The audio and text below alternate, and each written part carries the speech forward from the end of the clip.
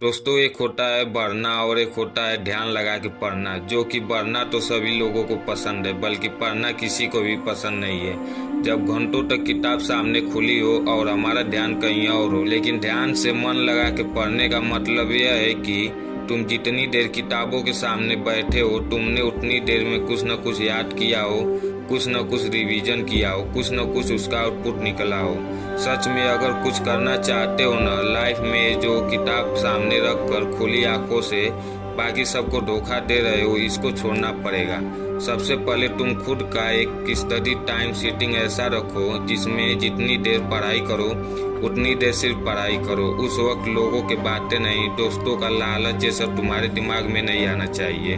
अगर तुम अपने टारगेट को लेकर डिटरमाइंड रहोगे तभी तुम्हारे गोल्स पूरे हो सकते हैं। तुम डिटरमाइंड रहोगे, उसके बाद कोई तुम्हें कुछ भी कहे तुम कुछ नहीं कर सकते, तो उसकी बातें कुछ मत सुनो, चाहे वो तुम्हारा कितना भी खास क्यों न हो। अगर तुम ये ठान लिए कि हमें ये करना है, तो फिर कोई तुम्हें अचीव करने से रोक नहीं सकता, बशर्ते तुम्हारी मेहनत होनी चाहिए। किसी भी नेगेटिव बातों पर ध्यान मत दो। तुम्हारा काम है लगातार पढ़ाई करना, अपने गोल्स के लिए, अपने करियर के लिए, अपने फ्यूचर के लिए बस मेहनत करते रहो।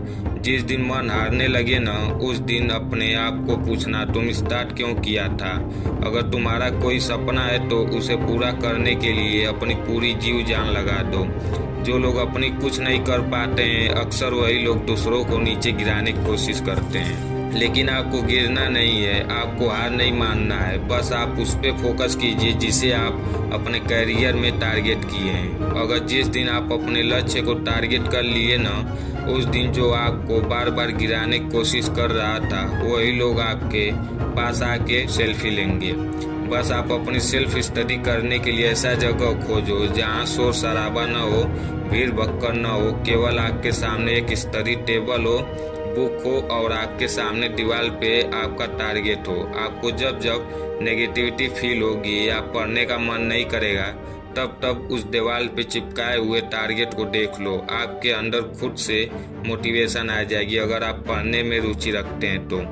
अगर आप अपने 15 से 20 वर्ष की उम्र में अच्छे से मन लगा के पढ़ लिए ना, आने वाले समय में आप ऐसी ऐश करोगे। यही उम्र आपके जिंदगी का बेस्ट उम्र है। भगवान उसी का साथ देता है जो दिन भर मेहनत करते हैं, अपने शरीर के पसीने बहाते हैं, जो रात दिन एक करके पढ़ते हैं। आप पढ़ने में इतना मन लगा दो कि आपके आसपास कुछ हो भी रहा हो तो आप उस पर ध्यान न दें, बस अपने टारगेट को फोकस करो।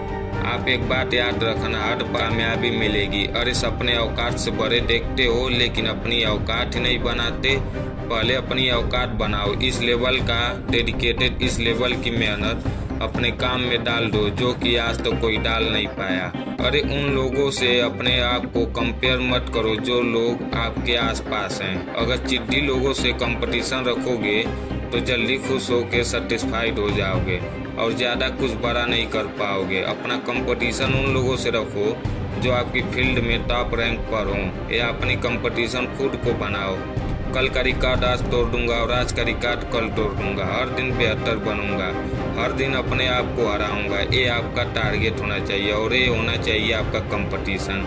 इतना मेहनत करो कि दिन के चैन और रात की नींद हराम हो जाए।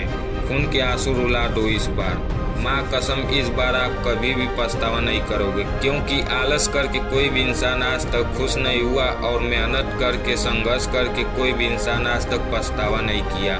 किसी भी एग्जाम में टॉप रैंकर बनना कोई इम्पॉसिबल टास्क नहीं है। बस हमारी कोशिश ही ऐसी नहीं होती कि हम टॉपर बने। इसलिए लगातार बिना रुके, बिना थके, अपने टारगेट को बिना भूले अगर मेहनत करनी है तो खुद का एक रूटीन सेट करना होगा, खुद को एक टाइम टेबल में बांधना होगा, खुद को एक डिसिप्लिन में रखना पड़ेगा। क्योंकि हमारा माइंड बहुत जल्दी कंफर्ट जोन में डाल देगा। वो तुम्हें भी कहेगा कि भाई अभी तो एग्जाम आने में साल भर बचे हैं, अभी तो 8 महीने बचे हैं, अभी तो 5 महीने बचे हैं। इसी तरह करते करते अब 1 हफ्ते बच जाएंगे, आपको खुद पता नहीं चलेगा।